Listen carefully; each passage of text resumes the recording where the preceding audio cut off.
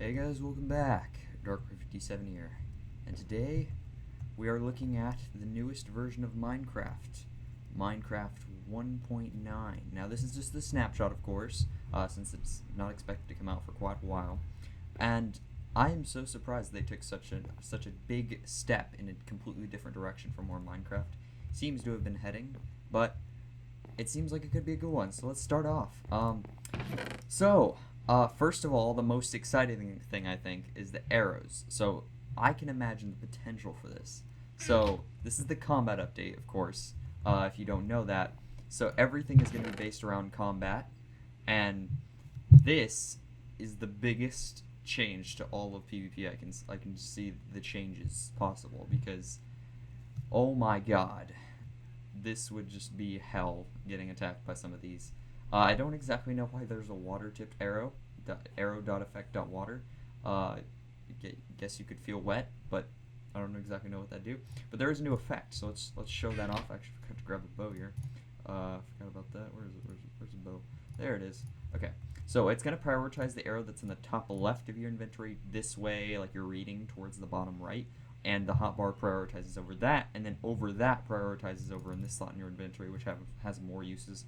I'll explain.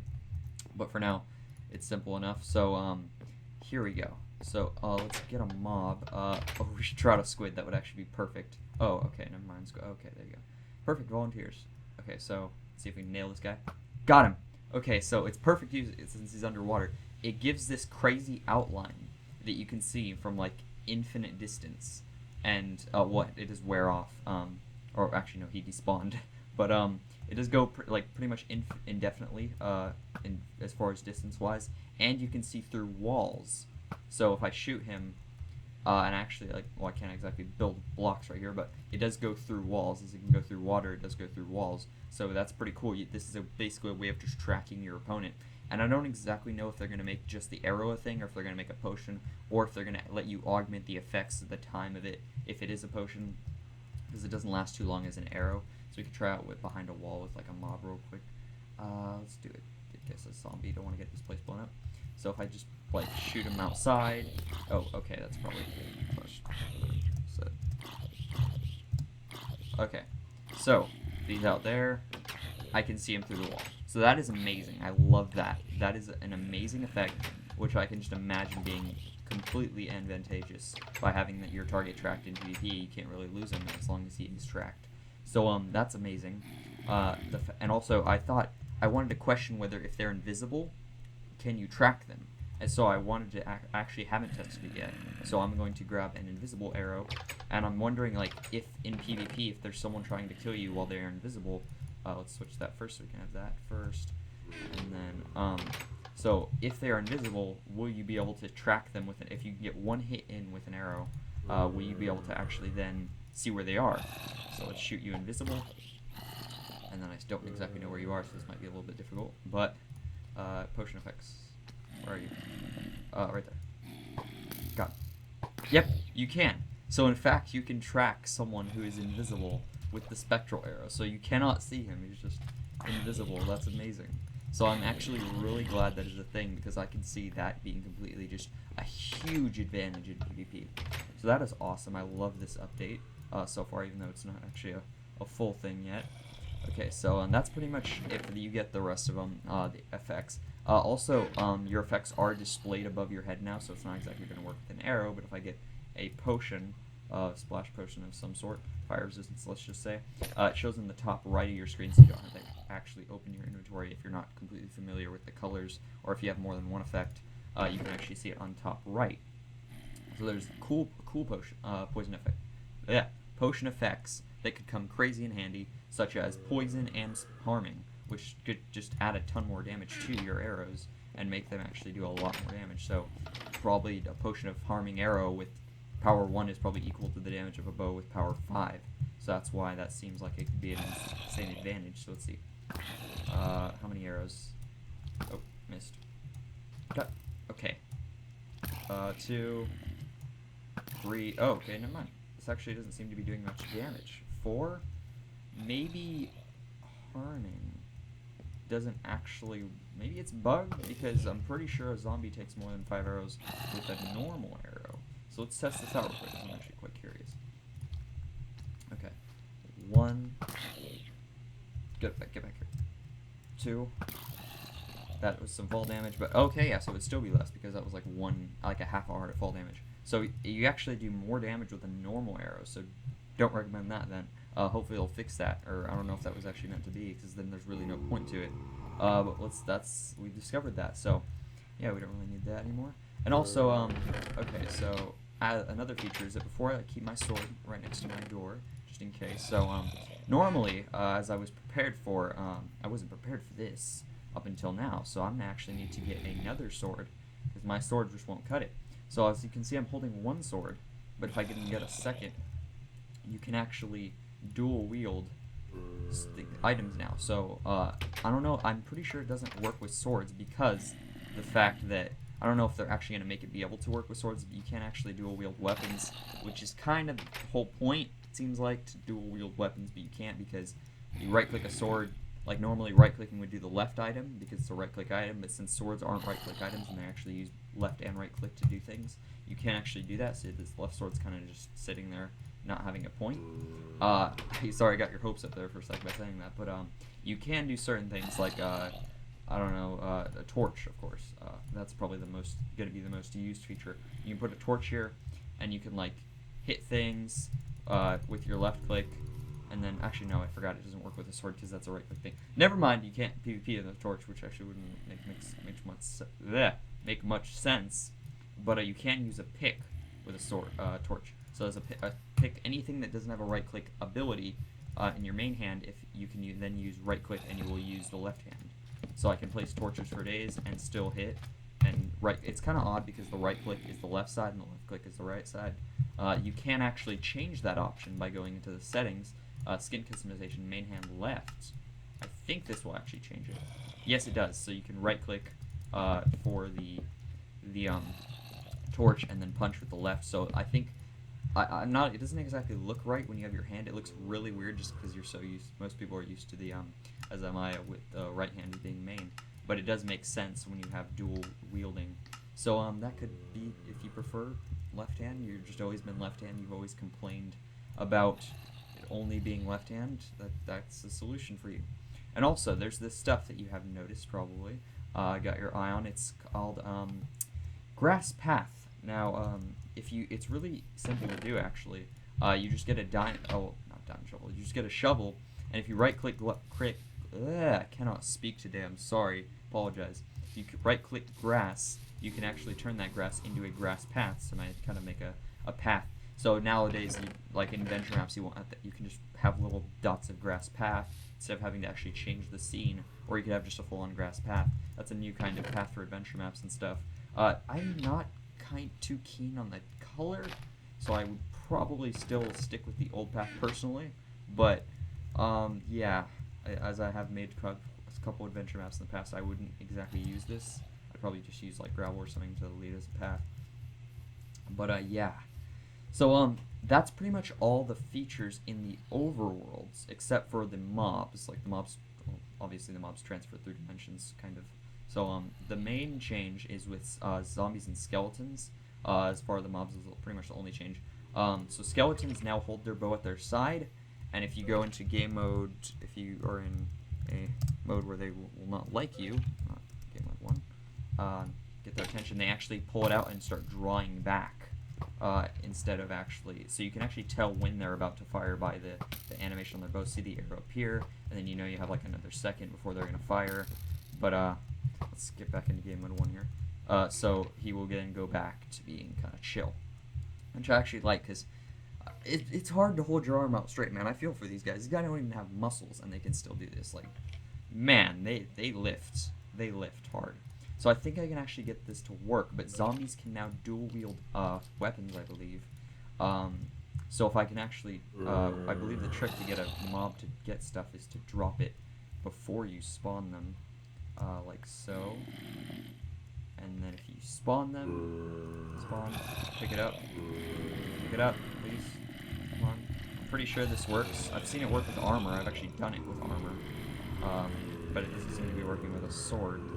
Okay, never mind. I just overrun this place with zombies and skeletons. Okay, they're just gonna help themselves to my abode. But besides that, they can dual wield by spawning randomly in the wild, so that's cool. But it's so convenient that a lot of changes have been made to the end, and it just so happens that we actually have an end portal that spawned right here, and we have one extra Eye of Ender perfectly set for us. And it's not working right now because you know how picky these things can be.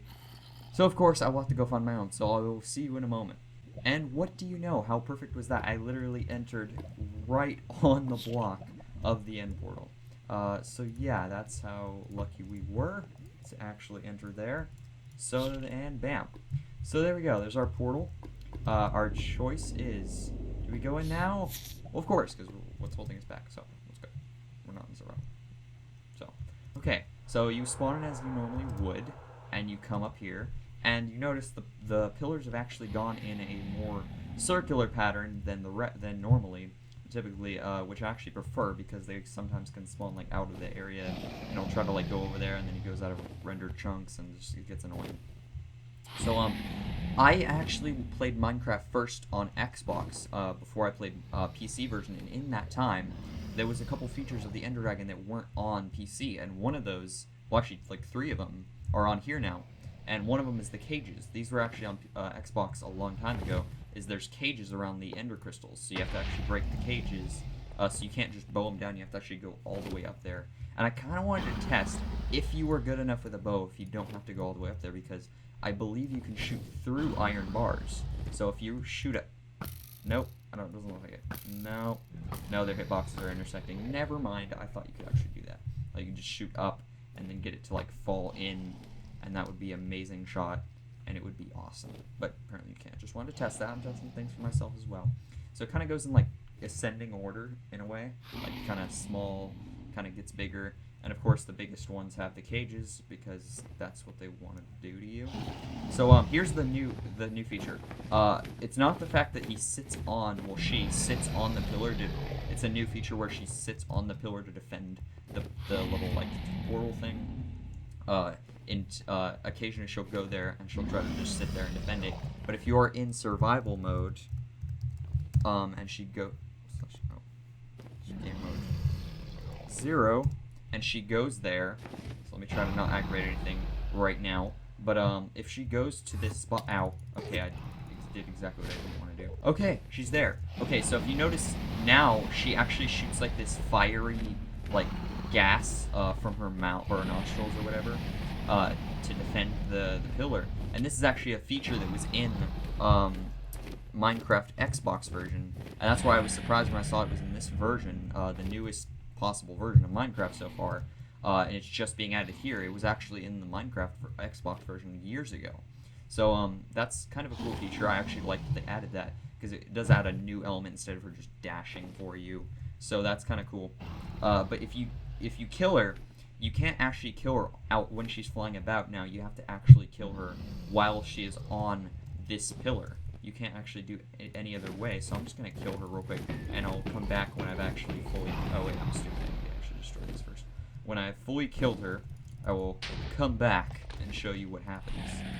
I wonder if the Enderdragon gets mad when you bow spam, such as people do. Because I know a lot of people get mad when you bow spam, and I can imagine she gets quite angry when you bow spam. But I did, and I won.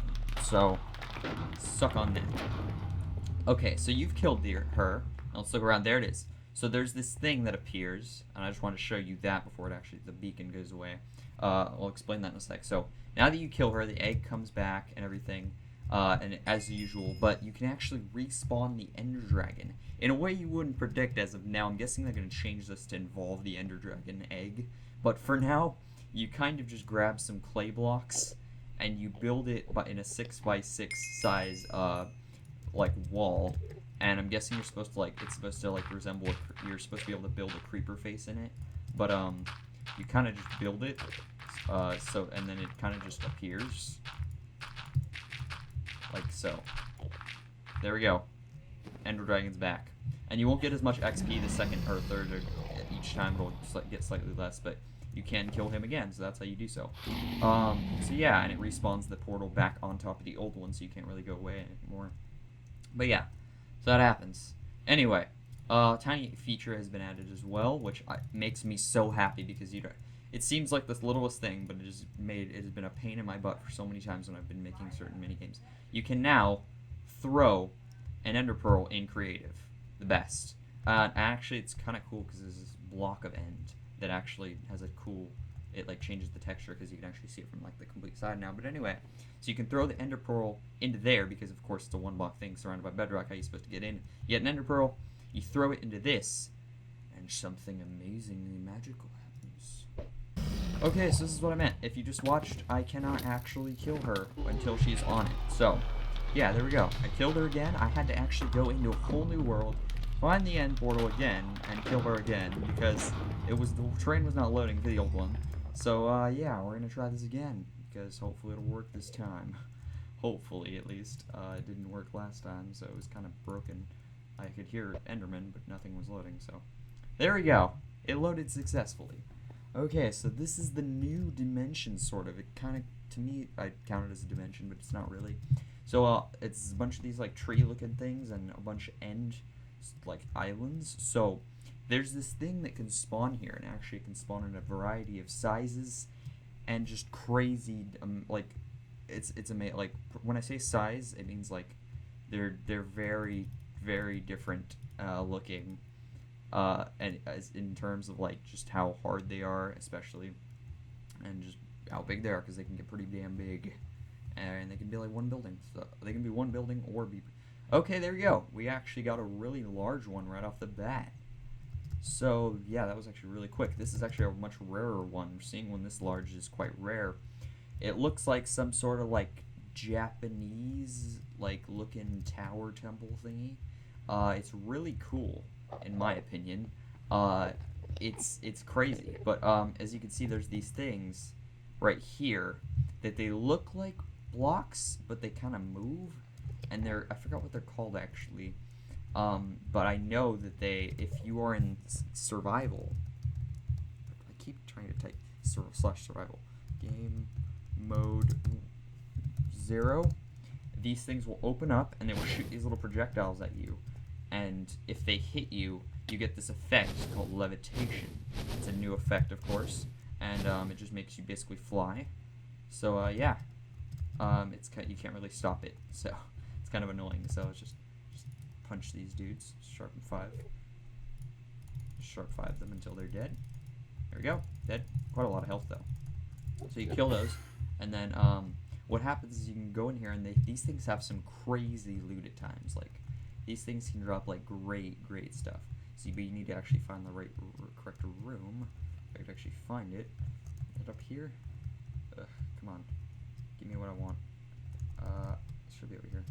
Also, these new little light blocks. You might have seen them in the house I built.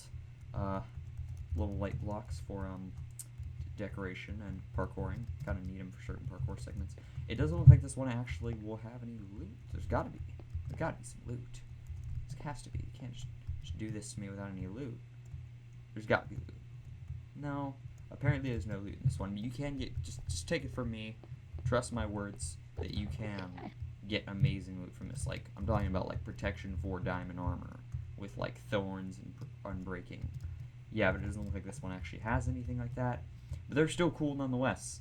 And you can actually craft these blocks. I believe this end stone put in a 4x4 pattern will yield some results for the brick itself. Let's get a stack of this. Let's game mode 0. I believe if you craft it like so, yes, you get endstone bricks, which look kind of cool. That's a really fancy way to spice things up. So also these plants over here, actually, you can go back into game mode 0. They are called. I actually have to break it and remember what they're called. It's been a while since I checked the wiki. Chorus plants, and they drop these chorus fruits. They kind of break in a chain, which is really cool. They drop chorus fruit, and then you can actually eat this chorus fruit, but don't be near an edge. That's actually an edge. I don't want to be near it when you do so, because I'll explain. They teleport you when you eat them. So I don't know if it's worth it, but you don't actually need to have hunger available to eat them, so you can kind of just use them as a getaway, I guess. Kind of a getaway. It's kind of a tactic, I guess, in PvP. It takes a while, but it's like a getaway without having to throw an Enderpearl. is you kind of just teleport in a random direction so they can't see where you throw the Enderpearl, so you can kind of teleport away. But also if you grab, it's kind of gonna be kind of difficult. I actually have to go into game mode 1 and just kind of middle mouse it. You can grab the chorus flower if you don't break the bottom. You grab the chorus flower itself. You can take these to the overworld, plant them on Edstone, and they will actually grow into a chorus plant, I believe, like a whole chorus plant. Let's actually break this huge one right here. I kind of want to just a little scientific experiment. Oh yeah, that's awesome. It's amazing.